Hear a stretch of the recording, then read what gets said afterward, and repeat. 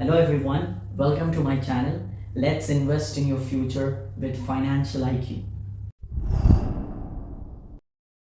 चलिए मान लेते हैं कि आपने हमारी पिछली वीडियो देखकर या फिर बढ़ती और प्रॉमिसिंग इंडियन इकोनॉमी को ध्यान में रखते हुए इन्वेस्टमेंट करने का डिसीजन ले लिया है।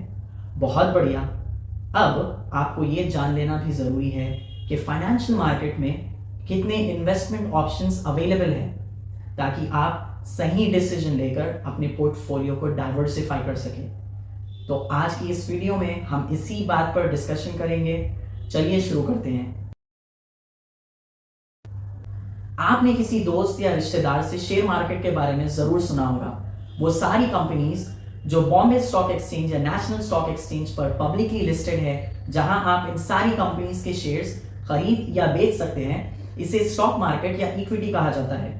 ओवरऑल इंडिया की स्टॉक मार्केट ने पिछले 10 साल में 12% तक का compound annual growth rate generate किया है। वहीं अगर हम सबसे अच्छी और वेल रन इंडियन कंपनीज की बात करें तो ये नंबर 20% तक इंक्रीज किया जा सकता है।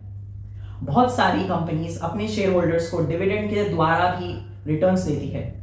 अब ये रिटर्न्स होता क्या है, इसे एक एग्जाम्पल के जरिए समझते हैं। लेट्स से आपने किसी कंपनी में 1000 रुपए इन्वेस्ट किए और वही कंपनी ने 20% रिटर्न उस साल कमाया, यानी कि एक साल बाद आपके 1000 बढ़कर 1200 रुपए हो जाएंगे। ऐसे ही लंबे समय में ग्रो होने वाली कंपनीज को हम फंडामेंटल एनालिसिस के द्वारा समझ सकते हैं, जिसे हम फ्यूचर में आने वाले वीडियोस में जरूर डिस्कस करेंगे। इक्विटी सेगमेंट से आप सबसे ज्यादा प्रॉफिट्स कमा सकते हैं, लेकिन बिना जानकारी और रिसर्च के आपके इन्वेस्टमेंट्स का मोए भी हो सकता है।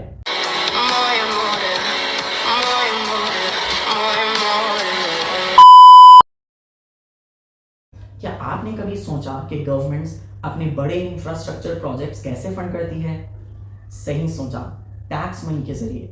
लेकिन गवर्नमेंट के और भी कई खर्चे होते हैं जिसे टैक्स मनी काफी नहीं होता। ऐसी सिचुएशन में गवर्नमेंट मार्केट से पैसा उठाती है एक फिक्स्ड इंटरेस्ट रेट पर, जिसे गवर्नमेंट बॉन्ड्स भी कहा जाता है। ऐसे ही अगर किसी कंपनी को अपना बिजनेस एक्सपैंड करने के लिए या फिर अपना डेट चुकाने के लिए पैसों की जरूरत पड़ने पर वो भी कॉर्पोरेट बॉन्ड्स इशू करती है। गवर्नमेंट बॉन्ड्स को सबसे सेफ या सुरक्षित इन्वेस्टमेंट ऑप्शन माना जाता है, लेकिन ध्यान रखिएगा कॉर्पोरेट बॉन्ड्स में रिस्क हो सकता है। एज ऑफ अक्टूबर 2023 बॉन्ड्स और फिक्स्ड डिपॉजिट में 2.5 से लेके 9.5% तक का रिटर्न कमाया जा सकता है। जी हाँ, फिक्स्ड डिपॉजिट भी डेट की ही कैटेगरी में आता है। एज ऑफ 2023 इंडिया में रियल एस्टेट की वैल्यूएशन $265 बिलियन है, जो कि अगले 5 साल में 25.6% के रेट पर ग्रो होकर $828 बिलियन पहुंच जाएगी। हिस्टोरिकली रियल एस्टेट इक्विटी के कंपैरिजन में कम फ्लक्चुएट करता है और इंडिया की बढ़ती पॉपुलेशन को ध्यान में रखते हुए ये कहना सही होगा कि ये नंबर फ्यूचर में और ऊपर ही जाएगा। रियल एस्टेट या प्रॉपर्टी से मिलने वाली रेंटल इनकम इक्विटी से मिलने वाले डिविडेंड से ज्यादा अट्रैक्टिव होता है, लेकिन रियल एस्टेट में कोई रेगुलेटरी अथॉरिटी ना होने की वजह से इसकी कुछ अपनी खामियां भी है जिसे इग्नोर नहीं किया जा सकता, जैसे कि अनअकाउंटेड टैक्स, इलीगल ऑक्यूपेशन और सही कीमतों का ना पता होना रियल एस्टेट की कुछ सबसे बड़ी प्रॉब्लम्स है। इन सभी प्रॉब्लम्स को हम ओवरकम कर सकते हैं। वो कैसे, हम आगे आने वाली वीडियोस में डिस्कस करेंगे।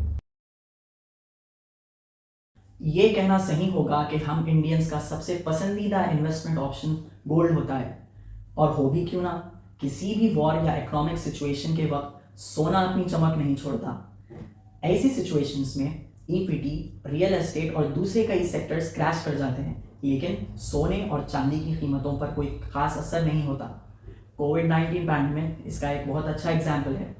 सेफ इन्वेस्टमेंट ऑप्शन होने के साथ ही किसी भी इमरजेंसी सिचुएशन में आप कहीं भी और कभी भी सोने को बेचकर या गिरवी रखाकर पैसों का इंतजाम कर सकते हैं। इसी वजह से सोने को द मोस्ट लिक्विड एसेट भी माना जाता है। लेकिन गोल्ड में इन्वेस्ट या निवेश करने के कई सारे तरीके हैं, और हम में से कई लोग ज्वेलरी में इन्वेस्ट करना पसंद करते हैं, जिसमें आपको भारी मेकिंग चार्जेस पे करना होता है और बेचने के वक्त आपको सिर्फ गोल्ड की वैल्यू के हिसाब से ही पैसा मिलेगा। इसी के साथ प्योरिटी और चोरी होने का डर भी लगा रहता है। इसी डर के कारण बैंक लॉकर में सोना रखने पर आपको लॉकर चार्जेस भी पे करने पड़ते हैं। हम आगे आने वाली वीडियोस में गोल्ड और सिल्वर में निवेश करने के अच्छे तरीकों को जानेंगे, जिससे आप इन सभी प्रॉब्लम्स को ओवरकम कर पाएंगे। तो ये थी कुछ अच्छी इन्वेस्टमेंट ऑप्शंस जो मार्केट में अवेलेबल है, जिसमें आप पैसिव रूट जैसे म्यूचुअल फंड्स के द्वारा भी इन्वेस्ट कर सकते हैं, जिस पर हम फ्यूचर में एक डिटेल वीडियो जरूर लेकर आएंगे। अगर आपके कोई सवाल या सजेशंस है, please let us know in the comment section. Thank you so much for watching. Please like, share and subscribe. See you next time. Thank you.